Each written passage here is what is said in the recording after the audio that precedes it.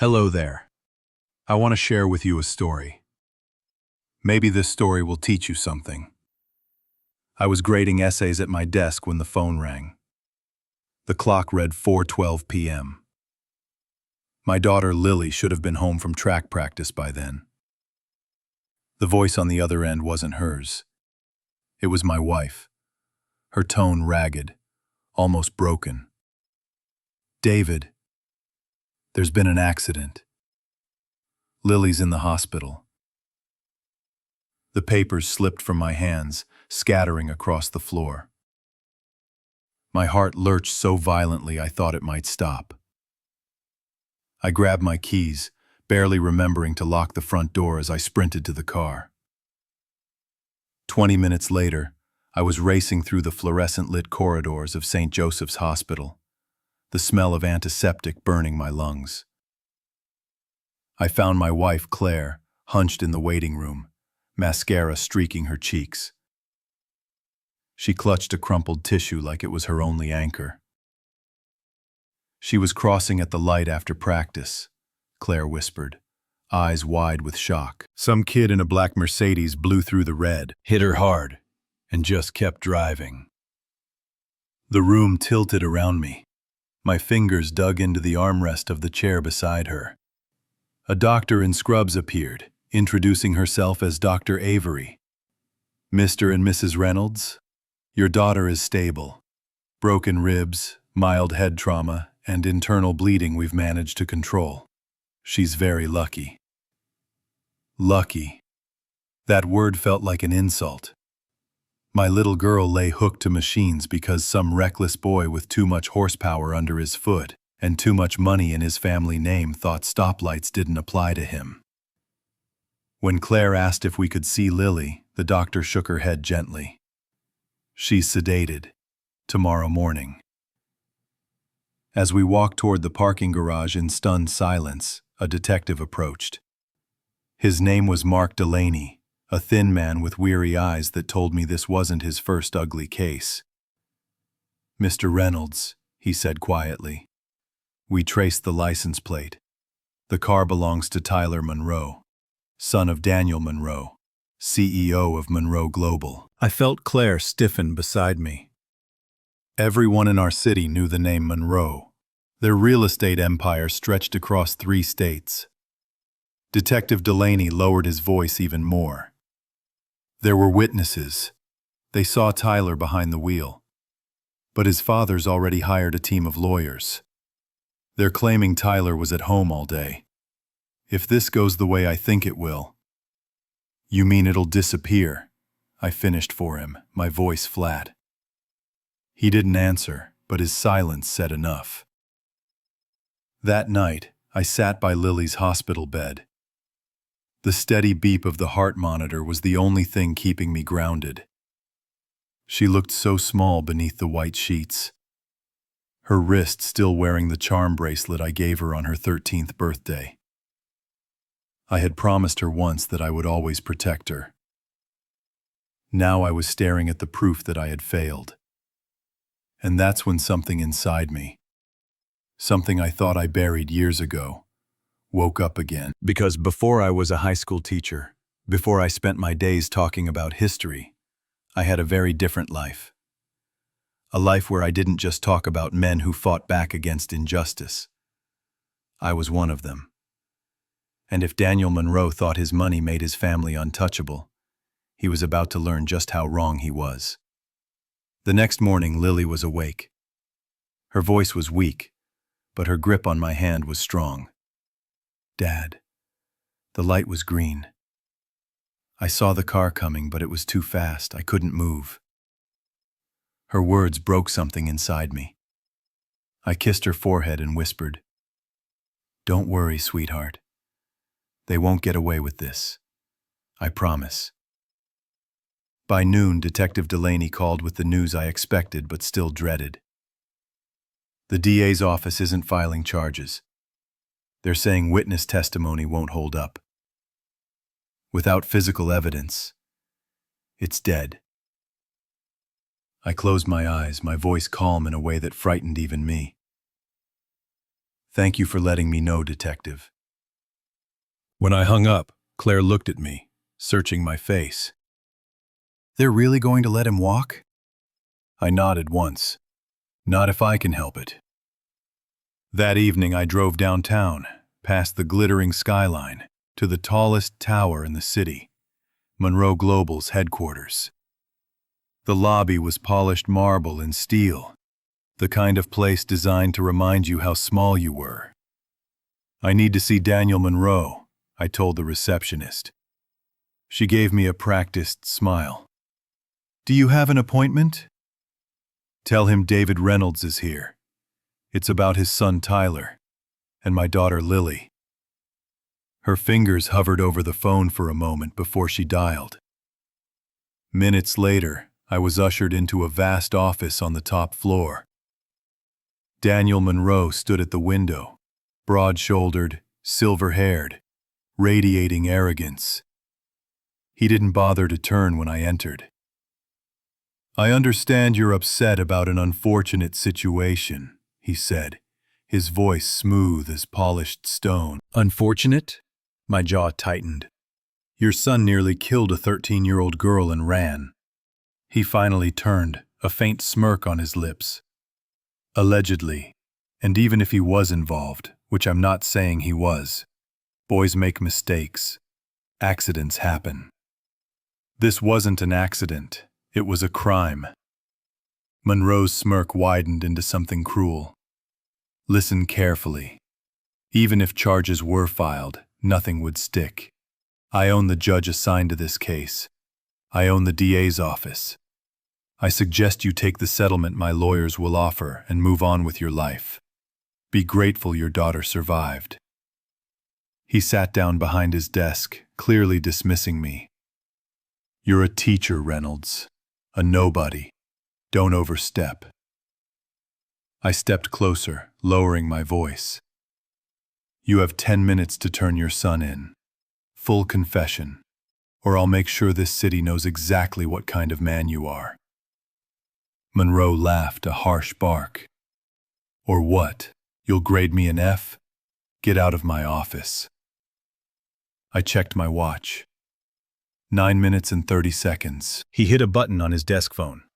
Security. But I was already walking out. As the elevator doors closed, I pulled out a phone I hadn't touched in 6 years. A secure line. One that connected me back to a world I had promised to leave behind.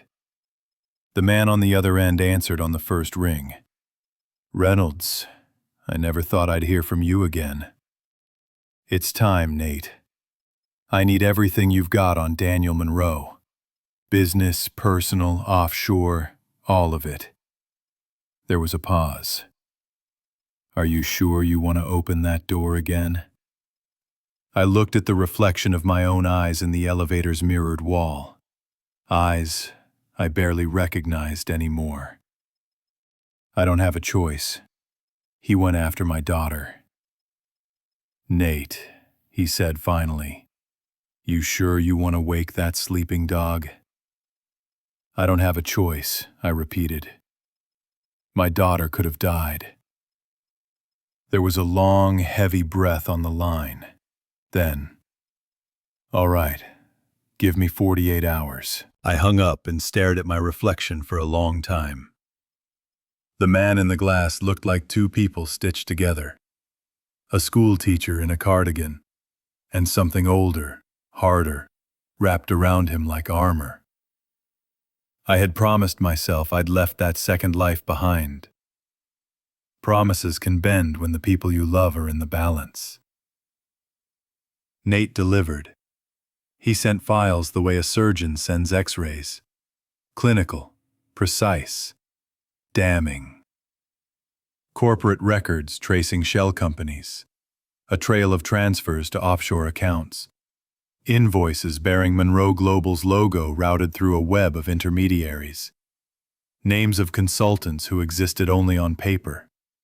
Lobbyists who'd been unusually generous to local politicians. A pattern that suggested Monroe's influence didn't just buy nice houses. It bought silence. But what Nate couldn't do from a desk, I had to do in my own shoes. I started walking. To the track field where Lily practiced. To the places Tyler was seen. To the bank where witnesses remembered a black Mercedes idling too long that afternoon. I talked to people who didn't want their names in print but who hated what privilege felt like when it helped a kid avoid consequences. A barista who'd seen Tyler the night before. A mechanic who'd fixed a front bumper in a hurry. An Uber driver who remembered a limp. A second-hand bookstore owner who'd sold Tyler a paperback with fingerprints on the cover. Little threads, each one tiny. But all of them together began to sketch a picture the lawyers couldn't paint away. I wasn't the only one watching. Detective Delaney called in favors. He dug where he could and found gaps the DA's office had missed. A traffic camera on a private lot, the kind banks use to monitor their driveways, had a blind spot the city hadn't bothered to check. The owner was skittish until I reminded him that his bank's insurance would rather not be answering questions about hiring practices if it turned out to be the evidence that exonerated a rich kid. He handed the footage over after one polite conversation and a signed affidavit. The clip was grainy but enough. A black Mercedes, the wrong angle, a flash of bumper, a smear of motion. Tyler's story of being home all day started to look brittle. Witnesses who'd been intimidated by lawyers' letters began to speak when they learned someone was finally listening. A kid from Tyler's school, a shy boy who'd been shoved into silence by older boys and their fathers, read me a text he'd kept.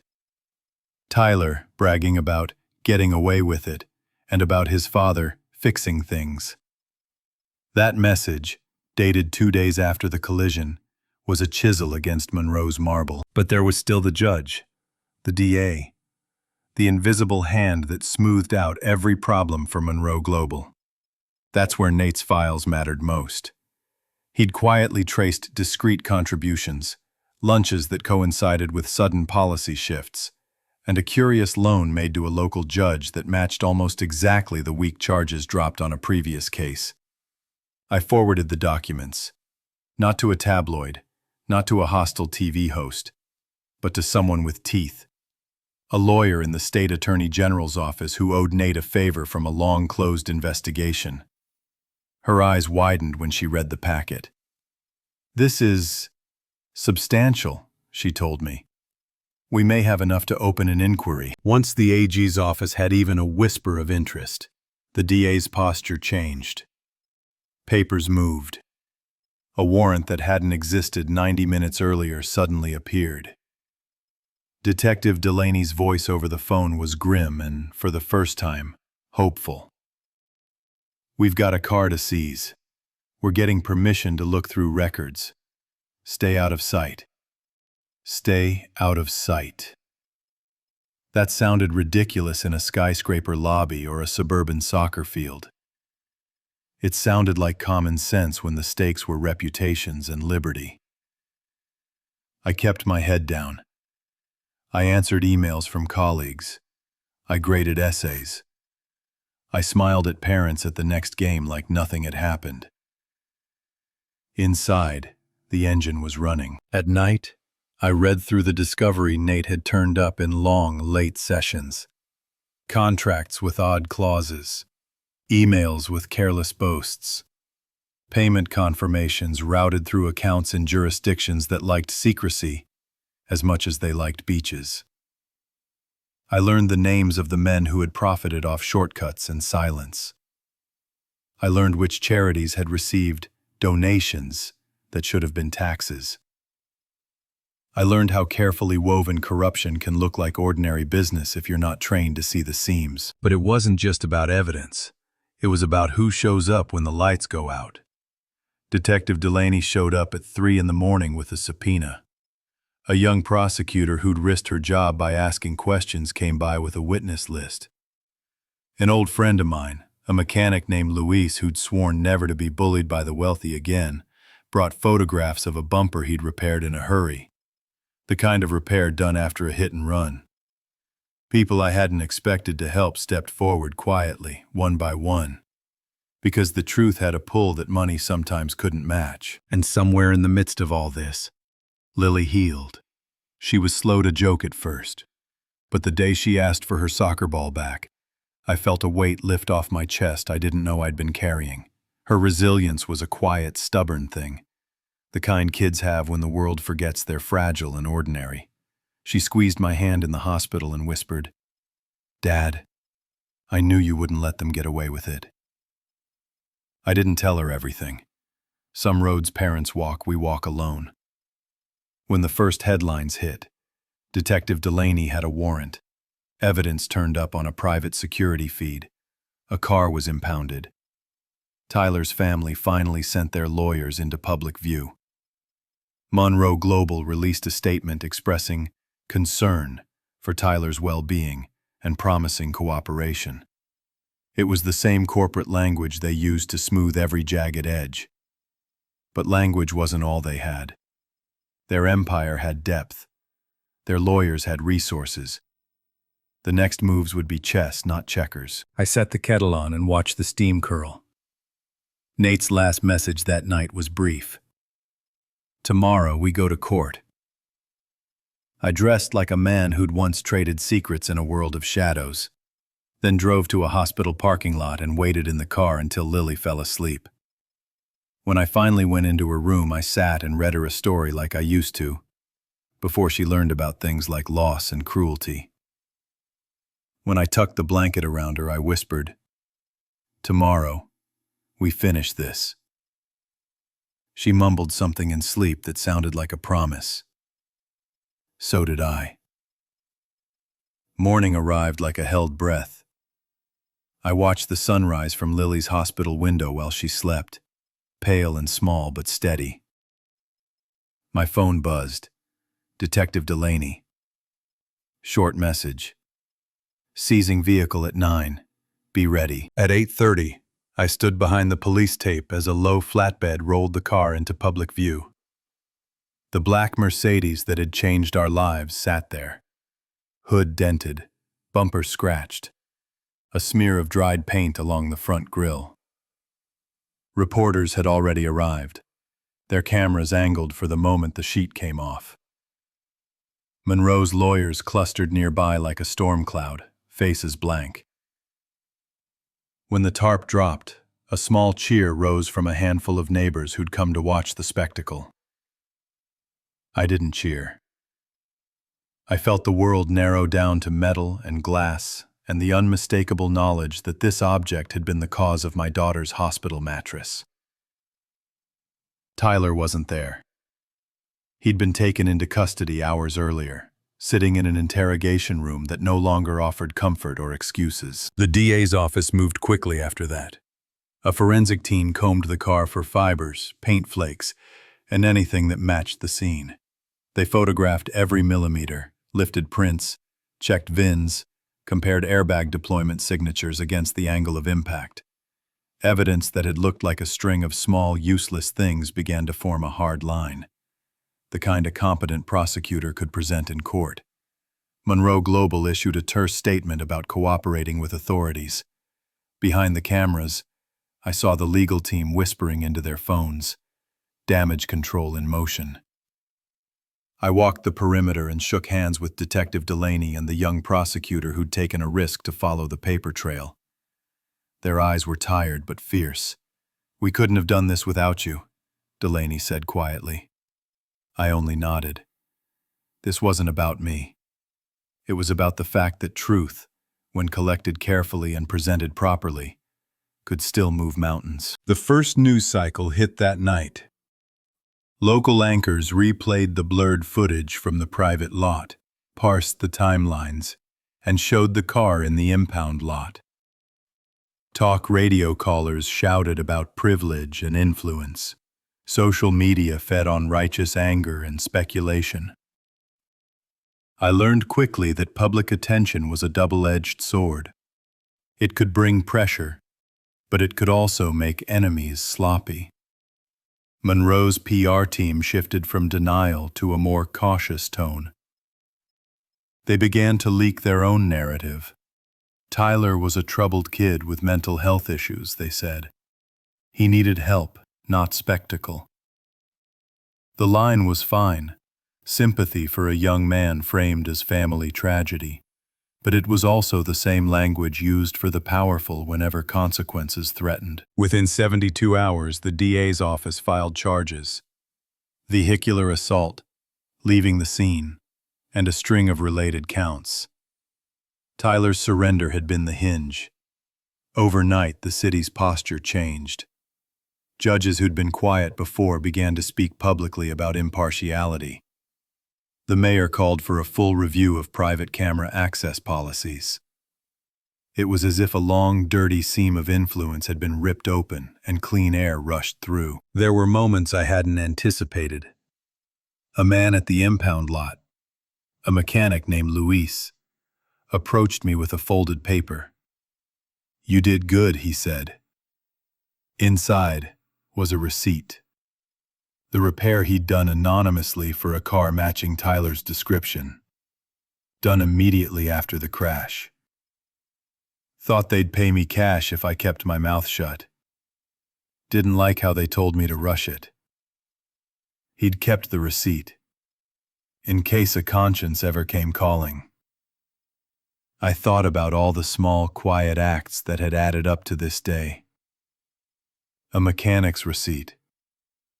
A barista's memory. A neighbor's willingness to talk. People notice, even when powerful men spend money to make them forget. At home that evening, Lily was propped with pillows and watching old cartoons. She laughed easily at the silly talking dog, and for a second, I let myself be ordinary. Slicing apple slices, warming soup, listening to her fill the quiet with nonsense.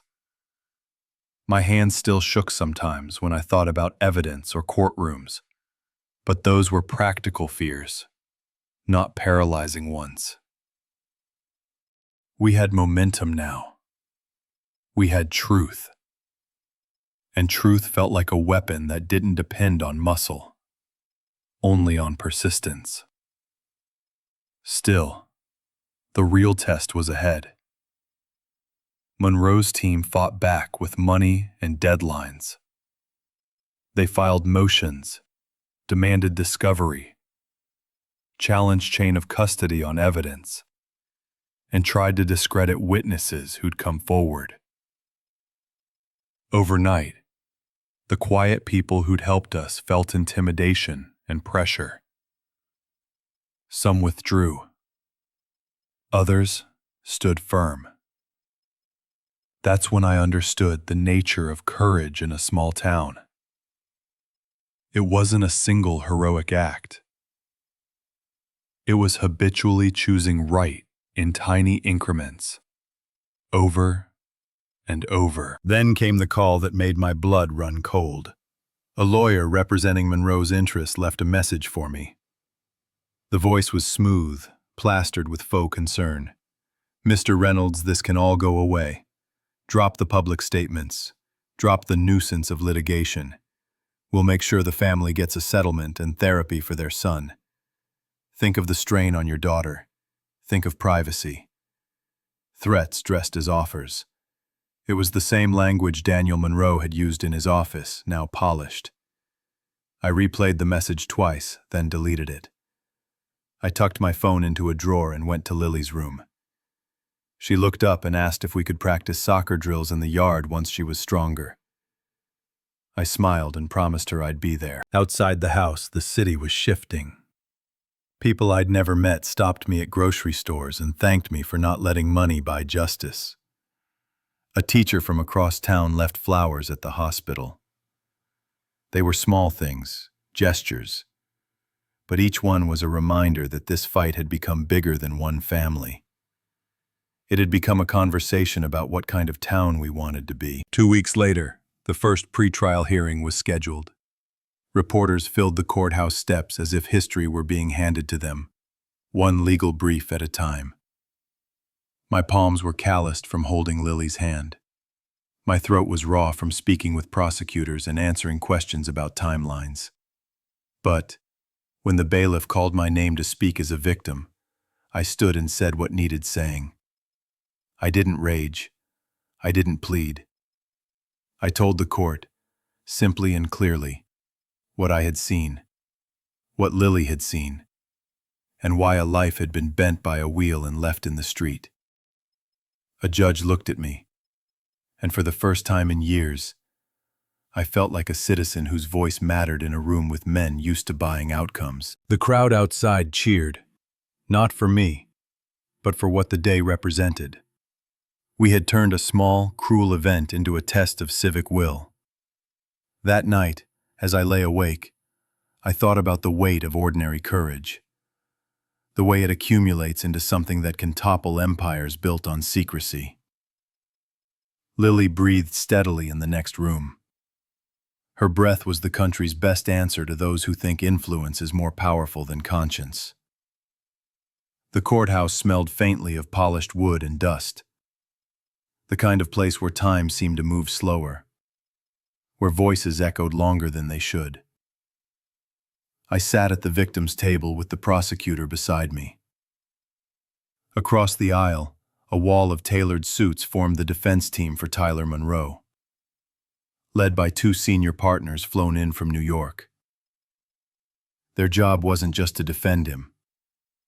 Their job was to bury me, a teacher, a father, under mountains of procedure and doubt. Tyler walked in last, head high, flanked by guards.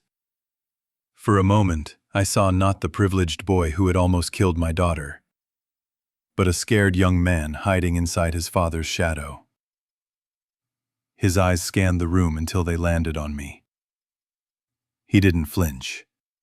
He smirked, as if we were still playing his family's game.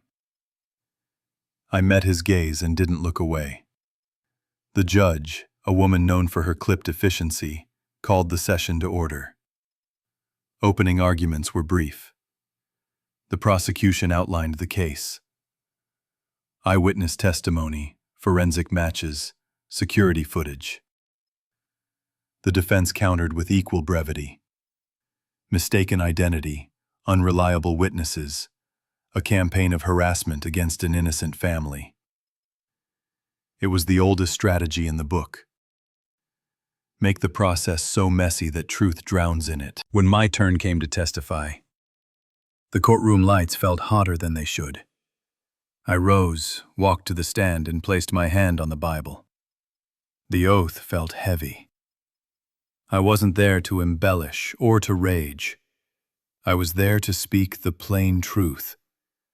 The sound of screeching tires, the sight of my daughter's body on the asphalt, the weeks of tubes and monitors. I told the court what it meant to hear that the case might be dismissed, how it felt to know that money could silence witnesses and bend the law. The defense pounced on every word. Mr. Reynolds, isn't it true that you were 50 yards away at the time of the impact? Isn't it possible that you misheard, missaw? Isn't it true that you had previous grievances with Monroe Industries, given your past activism in the teachers' union? The lawyer's voice dripped with manufactured courtesy. I answered each question slowly, carefully, without losing my temper. I'd spent nights rehearsing with the prosecutor. They wanted me angry. They wanted me to crack. I refused to give them that gift. Then the evidence began to roll in.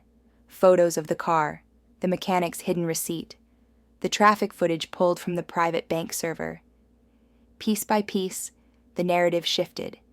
The jury leaned forward. Reporters scribbled faster. For every polished denial from the defense, there was a document, a timestamp, or a witness that anchored us back to reality. And then, unexpectedly, Tyler spoke. Against his lawyer's advice, he demanded to address the court. The judge hesitated, then allowed it. He stood, shoulders stiff, voice low. "I didn't mean to hit her," he said. "I was scared. I panicked. My father told me it would disappear." Gasps rippled through the courtroom. His lawyers nearly tackled him back into his seat. But the words were out. A confession, uncoached, unplanned. I felt my chest tighten. For the first time, I saw the cracks in the Monroe facade. A boy who had been taught that privilege erased consequence, suddenly realizing the lie. The courtroom was silent but electric, like a storm about to break. That night, back at home, Lily asked me if the man who hurt her was sorry. I told her the truth. He's beginning to learn. And as I watched her drift back to sleep, I knew the hardest part was still ahead. Because tearing down one family's empire was never just about them. It was about every quiet deal, every whispered threat, every citizen who'd been told they didn't matter. And tomorrow, the reckoning would move from a single courtroom to the entire city. The news spread faster than wildfire. By the next morning, every major outlet in the city carried the headline, "CEO's son admits role in hit and run." For years, the Monroe family had been untouchable. Overnight, they became vulnerable. Investors began pulling out of Monroe Industries. Politicians who once smiled in their photographs were suddenly unavailable for comment. The empire wasn't falling yet, but the foundations were trembling. Back at the courthouse, Tyler's outburst had thrown the trial into chaos. His attorneys tried to retract the statement, insisting he was under emotional distress. But the jury had heard it, the judge had heard it, and I had seen the look on his face. It wasn't remorse, not yet, but it was fear. The kind of fear that comes when privilege collides with consequence. The prosecution pressed the advantage. They unveiled financial records showing hush payments authorized through shell companies tied to Monroe Industries. A security guard from the family's private garage testified that he had been ordered to dispose of car parts, and that he'd kept copies of the orders just in case. Each witness chipped away at the illusion of invincibility. Meanwhile, whispers began to surface about Gordon Monroe himself. Federal investigators were sniffing around his contracts. Defense deals, real estate acquisitions, offshore transfers. It turned out my private investigation with Nate had lit a much larger fuse. What began as a fight for my daughter's justice was now unraveling decades of corruption. At home, I tried to shield Lily from the noise. She was healing, her laughter slowly returning, her bruises fading into faint scars. Kendra stayed strong, though I could see the worry etched into her face every night. She knew, as I did, that powerful men didn't lose gracefully. Gordon Monroe would strike back if he could. That strike came one evening when I returned from court. A black SUV idled near our street.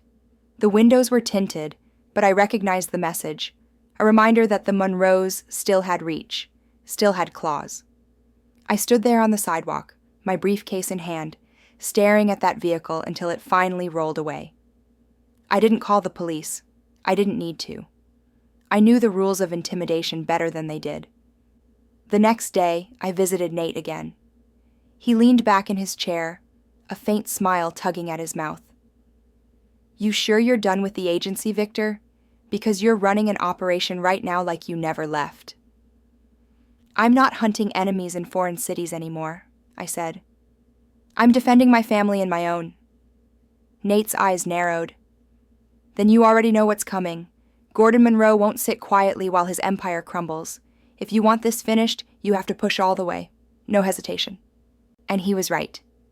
This wasn't about one trial anymore. It wasn't even about Tyler. It was about showing a city, showing my daughter, that money and influence don't outweigh truth. That even the most powerful can fall when someone finally decides to stand against them. The storm was still building, and the Monroes had resources left to fight. But I had something they didn't: patience, preparation, and the unshakable resolve of a father who refused to be broken. The real battle was only beginning. By the third week of the trial, the Monroe name had become poison. stockholders demanded Gordon's resignation. 2 city council members who once praised his vision now publicly distanced themselves. But the man himself remained defiant, arriving at court each day with the same expensive suit, the same cold smirk, as though sheer arrogance could stop the tide. Behind the scenes, though, cracks widened.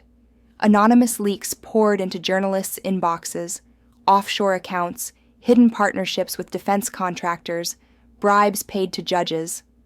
None of it came from me directly, but I knew where the trail led. Nate and his quiet network were feeding the system exactly what it needed. One morning, as the courtroom filled, Gordon wasn't in his seat. Instead, federal agents walked through the doors, their badges glinting under the fluorescent lights. The whispers started instantly, rippling across the gallery. The FBI. Within minutes, it was confirmed. Gordon Monroe had been taken into custody on charges of racketeering, money laundering, and obstruction of justice. Tyler's expression when he heard the news was one I'll never forget. For the first time, his confidence shattered. He wasn't the heir to an empire anymore. He was just a scared young man, cornered and alone. His attorneys looked pale, fumbling through their papers as if some forgotten clause might undo reality. But there was nothing left to shield him. That night, the city skyline felt different. News stations replayed the footage of Gordon being led out in handcuffs, his face twisted in rage.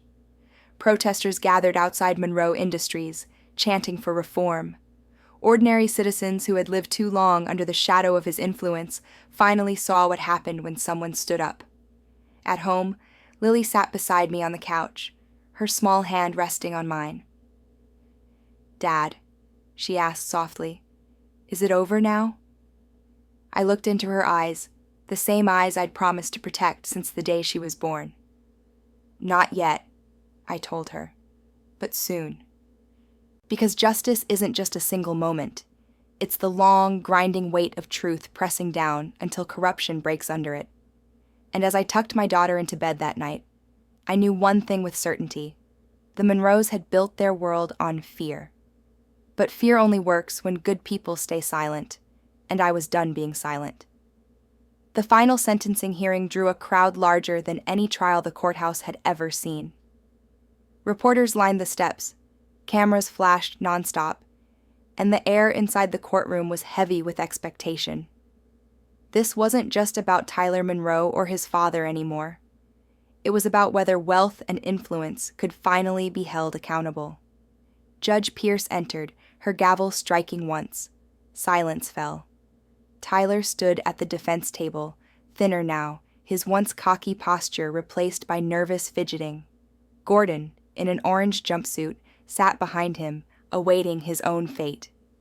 "Mr. Tyler Monroe," Judge Pierce began, her voice carrying across the packed room, "you are found guilty of vehicular assault, leaving the scene of an accident, and possession of narcotics.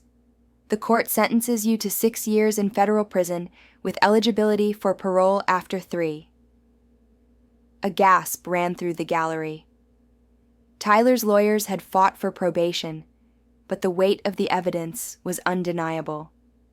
Tyler lowered his head, shoulders trembling. For the first time, I saw not arrogance, but the frightened boy he really was. Then the judge turned her attention to Gordon. As for Mr. Gordon Monroe, the evidence reveals decades of corruption, bribery, money laundering, intimidation. You leveraged fear to build an empire and destroyed countless lives in the process. The court sentences you to 25 years in federal prison. The gavel struck again, sealing his fate. Gordon Monroe would spend the rest of his days behind bars, his empire reduced to rubble, his influence stripped away. Outside, the media swarmed for statements, but I stayed silent. I didn't want headlines or interviews. I just wanted to walk my daughter out of that courthouse with her head held high, knowing that the man who hurt her would never hurt anyone else again. Weeks later, life slowly began to return to normal. Emma was back at soccer practice, her laughter echoing across the field. Kendra shelved books at the library with her usual calm grace. And me? I was back in the classroom, standing before a group of restless teenagers, chalk in hand. History, I told them, isn't just names and dates, it's about choices.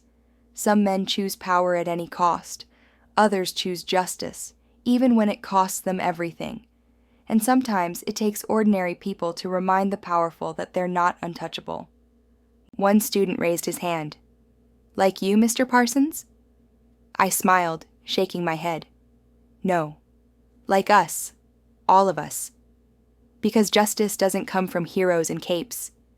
It comes from people who refuse to look away. That night, as I sat on the porch watching Emma chase fireflies, I felt something I hadn't in months. Peace. The storm had passed, the Monroes were finished, and though scars remained, both visible and hidden, we had survived. My daughter was safe. My family was whole. And in the end, that was the only victory that ever truly mattered.